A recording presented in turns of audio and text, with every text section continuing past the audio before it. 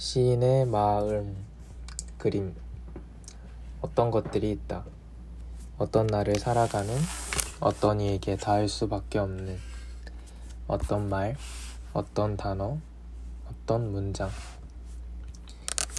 지난해 6월 말 장마가 시작되기 전 기분 좋게 밤나들이를 떠날 수 있는 어떤 날 중에 하루였다. 어떤 날에 2집 앨범을 들으며 교보문고가 있는 어떤 백화점으로 향했다. 백화점에 들어서자마자 겨울보다 더 서늘한 냉기가 느껴졌고, 작은 자취방 냉동실에 지난 여름 엄마가 보내준 어떤 반찬이 떠올랐다. 가방 속 어떤 외투를 바스락바스락 꺼내 입는다. 몸에 서린 냉기가 조금 가신다. 외투를 입어서인지 청소년으로 살아야 할 나이에 어른이 되는 법을 익혀야 했던 어떤 아이의 엄마가 어떤 여름날 이제는 청년이 되어 홀로 타지에 살아가는 아들에게 보내려 직접 요리한 반찬을 그릇에 담아 식히며 흘렸던 어떤 땀방울을 떠올려서인지는 모를 일이다. 정말로 모를 일이다.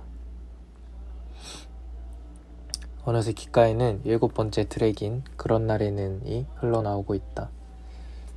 4단계의 에스컬레이터를 거쳐 지하 2층에서 지상 2층에 섰다. 가장 많은 사람이 들르지만 판매 실적은 가장 저조한 어떤 코너로 향한다. 어떤 신간 자기계발서 코너에 비하면 턱없이 작고 초라한 그 코너에서 다시금 시에 대해 생각한다. 어떤 날에는 그 코너에서 아빠가 시인인 건 아는데 시가 뭐야? 라는 시집을 보며 세상에 맨 처음 시인이 시 쓰느라 바빠서 이름 생각할 새도 없이 그냥 시 뒤에 사람 하나 붙였나 보다 라고 말한 어떤 책 속 어느 이의 어떤 문장을 떠올렸다. 시인들은 다들 그렇게 시 쓰느라 바빠서 여지까지 시인이라는 이름으로 불리고, 그렇기에 어떤 시인의 아이는 시 사람인 아빠에게 저 질문을 던질 수밖에 없었다. 그날은 그런 날이었다.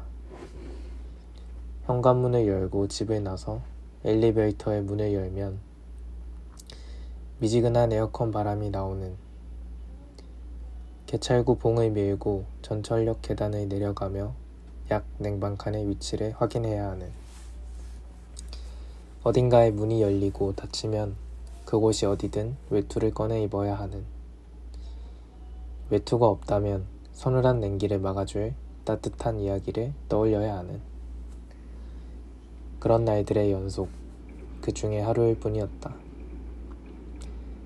차라리 바람 한 점 없이 햇빛이 내리쬐다가 가끔 더운 바람이 불어오는 문 밖이 낫다고 생각하는 이는 나밖에 없을까? 아마 그렇겠지 생각을 하며 둥그런 신간 시집 테이블을 따라 걸음을 옮기던 중에 여름 외투라는 시집을 만났다. 어느새 노래는 흐르고 흘러 이번에는 어떤 날의 1집 수록곡인 겨울 하루가 흘러나오고 있었다. 여름 하루를 보내며 여름 외투를 만난 내 귀에는 눈이 소복이 내린 겨울 하루, 그 중에서도 아침의 풍경이 들려오고 있었다. 시집을 펼쳐 차례를 본다. 일부의 제목은 시의 제목을 오독한 후 그 시가 더 좋아지고 이다. 아무래도 교보문고에 나서는 내 가방에는 이 시집이 고이 모셔져 있을 것 같은 예감이 더욱 강해진다. 이 예감이 언제부터 들었을까? 신간 시집 코너에서 시집을 처음 만난 그 순간, 시인의 말을 읽은 그 순간, 아니 어쩌면 백화점에 들어서자마자 냉기를 느껴 가방 속 어떤 외투를 바스락바스락 꺼내 입는 그 순간부터 모를 일이다. 정말로 모를 일이다. 불어 잘못 읽고 싶은 마음을 누르며 5번 읽을 시들의 제목을 바라본다. 이들을 바라보는 내 표정은 연락처를 받은 첫 순간부터 만나기로 약속을 한 3일간의 시간 동안 내내 머릿속을 떠나지 않던 상대를 마침내 처음 만나는 그 순간에 지어야 마땅한 적당히 온화한 그 미소와 닮아있다. 상대방을 부담스럽게 하지 않을 정도의 어떤 미소. 시집에 차례를 펼쳐 시의 제목을 보는 행위는 이렇게 가슴 뛰고 설레는, 그러면서도 신중함을 잊지 않으려 부단히 노력해야 마땅한 일이다. 시의 제목은 시의 얼굴과 마찬가지이고 그이의 내면은 시의 내용을 통해 알 수 있다. 처음에는 어렴풋이지만 읽고 또 읽으면서 그이의 손 위에 내 손을 얹고 그의 마음이 내 마음에 닿아 울리는 순간을 맞이한다. 이때 시는 글이 아닌 마음이다. 어떤 마음을 울리는 어느 마음. 시집을 덮어 제자리에 둔다. 그 자리는 내 노스페이스 가방 속 슬라의 일러스트가 그려진 북파우치이다. 마침내 제 자리를 찾은 시집은 집으로 돌아가는 길 내내 제잘거리기를 멈추지 않는다. 마치 자신이 끓인 된장찌개를 두고 자신의 전생이 장금이었을 거라 확신하는, 그러면서 떠드느라 반 공기만 먹어도 배가 부르다고 숟가락을 내려놓는 어떤 아이처럼 말이다. 아, 물론 결제는 했다. 당신의 이름을 지어다 며칠은 먹었다는 어떤 시의 제목처럼 나도 이 시집을 아끼고 아껴서 1년째 먹고 또 먹고 있다. 어떤 시인의 마음은 이런 시가 되어 우리에게 온다. 이상한 시인 이상의 이런 시의 그대는 어쩌면 시 그 자체였을 수도 있겠다는 생각이 든다. 시를 본다는 것은, 읽는다는 것은 마음을 보고 읽는다는 것이고, 시에 울고 웃는다는 것은 마음이 울고 웃고 있다는 이야기이다. 시를 봐야 하는 이유는 여기에 있다. 서늘한 냉기로 가득 찬 냉동실 같은 세상에서 어떤 이의 마음은 얼어붙지 않았다는 것을 증명하기 위해, 그 증명을 위해 비 한 방울도 허투루 맞지 않는 어떤 시인을 기억하기 위해.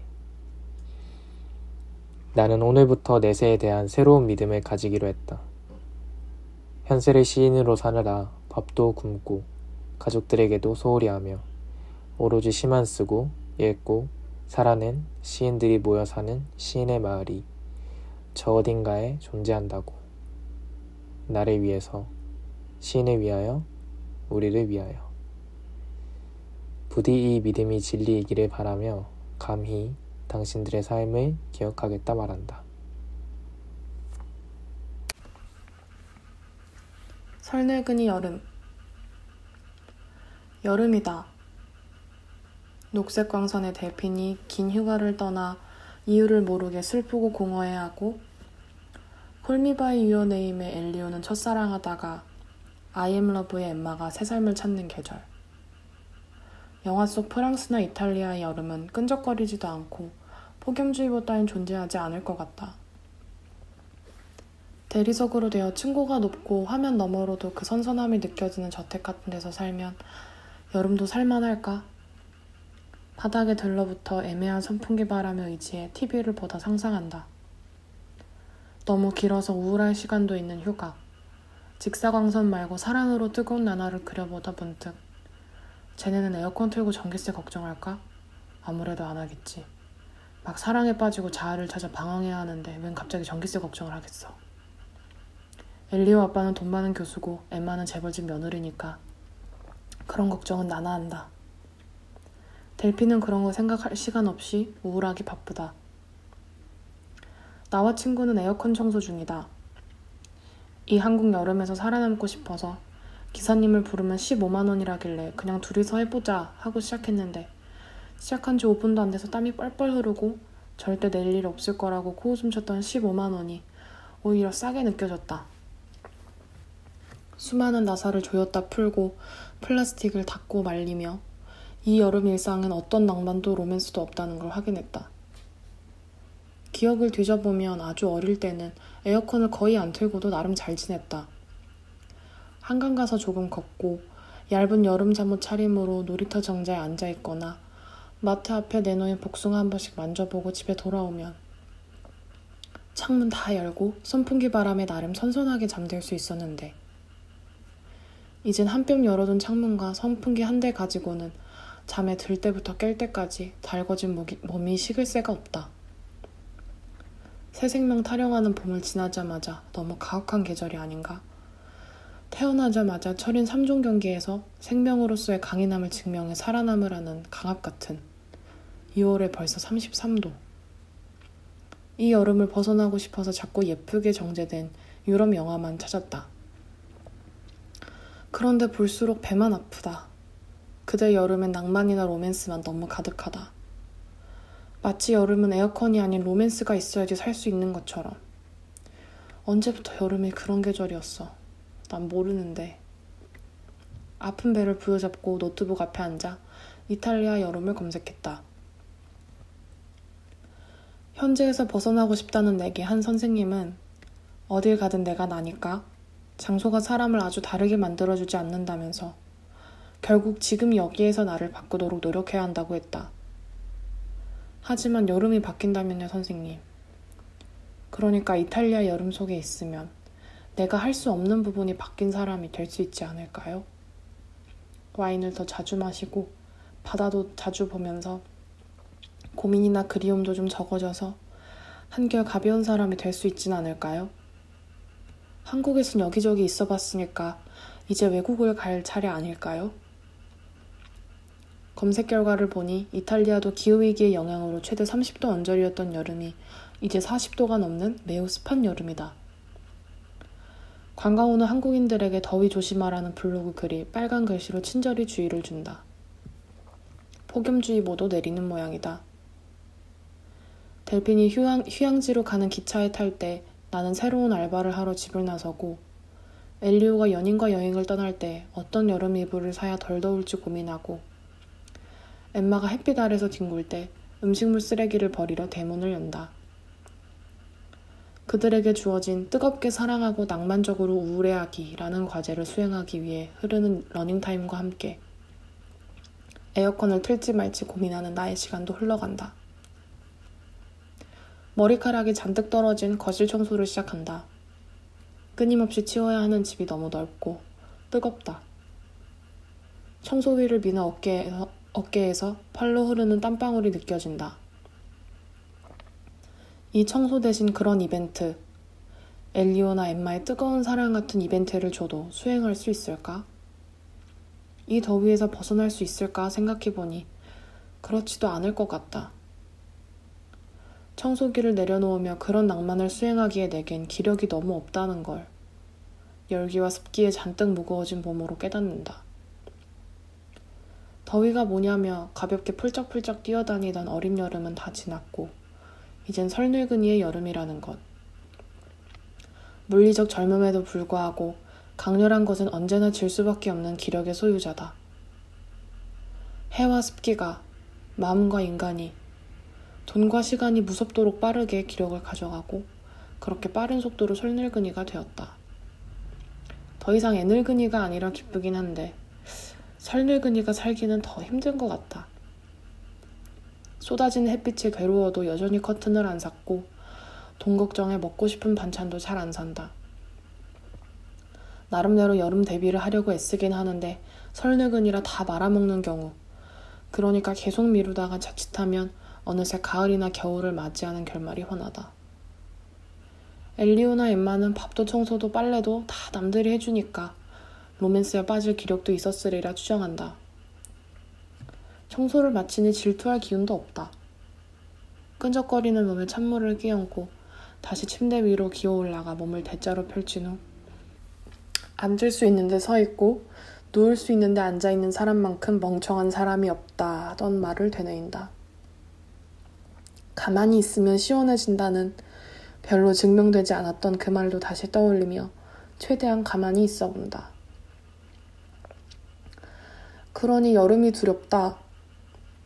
더위를 먹을까? 전기세 폭탄을 맞을까? 사랑에 빠질까봐? 어디에서도 변하지 않을까봐? 그 전에 어디도 가지 못할까봐? 다만 입맛을 잃을 걱정만은 하지 않는다. 이것만큼은 어딜 가도 변하지 않는 나임을 일단은 알고 있다. 근데 그래서 어디로 가야 할까? 우선 어디 갈 돈이 없으니 아직 침대 위다. 로맨스는 한참 나중 얘기고. 설늙은이의 떠날 돈도 없는 이런 처지를 깨달으니 이제야 엘리오와 엠마의 화려함에 가려졌던 델핀이 눈에 띈다. 무심한 듯 힘없는 목소리와 축 처진 눈매. 그녀는 젊고 친구도 직장도 있고 프랑스에 살아 긴 여름 휴가도 보낼 수 있는데 외롭고 괴로워 보인다. 바다에 가서도 멍하니 앉아만 있고 파티도 가지 않는다. 알 수 없는 공허함에 기력을 다 뺏긴 델핀. 완벽한 설늙은이다. 델핀은 아마 그 기력을 채워줄 사람을 찾고 있다. 하지만 델핀은 영화가 거의 끝날 때까지 헤매고서야 겨우 누군가 만난다. 러닝타임은 얼마 남지 않았고 두 사람이 대화하며 서로를 알아가고 로맨스를 펼쳐낼 시간으론 부족하다. 그래서 영화는 두 사람을 벤치에 앉힌 후 대사를 주지 않고 그냥 냅다 저 멀리에서 그들 눈에만 보이는 녹색 광선을 발사한다. 델핀은 아직은 낯선 남자의 쇄골찜에 머리를 기대며 마침내 웃는다. 로맨스가 시작할 것 같을 때 끝나는 영화를 로맨스 영화라고 해도 될까? 설늙은 사람에겐 그 정도의 로맨스가 딱 적당했을지도 모른다.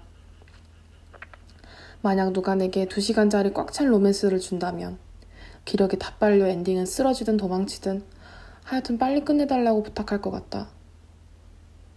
델핀은 그를 만나고 기력을 얻었을까?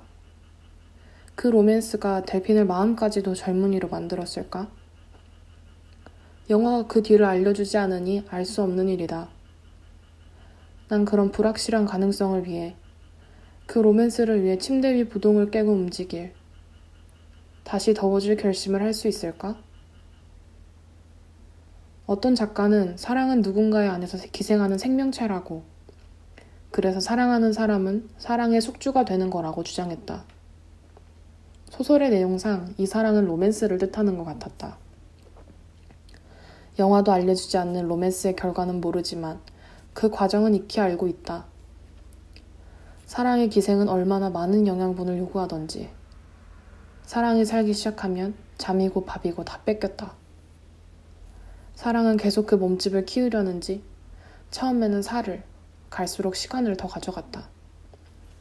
설늙은이가 불쌍하지도 않은지 멈출 줄 몰랐다. 그래서 로맨스를 시작하는 대신 찌개를 끓이고 국수를 삶고 복숭아를 깎는다. 살려면 먹어야 하니까 장을 보고 매일 퇴근에 집에 오는 사람들과 먹을 밤참을 만들고 아침엔 도시락을 싸서 들려보낸다. 결국 택할 수밖에 없는 이 여름의 생존 전략은 밥 차리기다. 더위를 좀 입고 상처가 아물 시간을 견디려면 밥이나 먹어야지. 그래야 에어컨 트는 보람도 있고 아픈 것도 좀 덜 서럽고 기운도 차리지. 다른 누군가를 찾아 기차 타고 멀리 떠날 필요 없이, 어느 날 우연히 방문할 손님을 기다릴 필요 없이, 몸을 상하게 할 로맨스보다 그저 같이 에어컨 쐬고 떡볶이 시켜 먹을 사람들이 좋고, 그들을 기다리며 별 결심 없이도 침대에서 그냥 일어나 냉장고를 뒤진다. 지쳐 누워버리고 싶은 시간에도 밥을 안 친다. 어떤 광선이나 대리석 저택 없이도 그 일상으로 겨우 기력을 찾는다. 생각해보면 엘리오와 엠마 로맨스의 결말은 모두 지속가능한 사랑의 영원한 상실이다. 영화조차 이 여름을 낭만적으로 끝내줄 수 없겠지만, 어디 있든 나는 나겠지만, 러닝타임이 다 되었다고, 여름 지나고 겨울이 되었다고 끝나지 않을 사랑을 반복하며 전기세 걱정은 좀 하면 어때? 에어컨 없이 나야 한다는 유럽 여름에 대한 환상을 접으면 이 여름은 그렇게 다 지나갈 것 같다. 망설임 없이 에어컨을 틀고 떡볶이를 시켰다.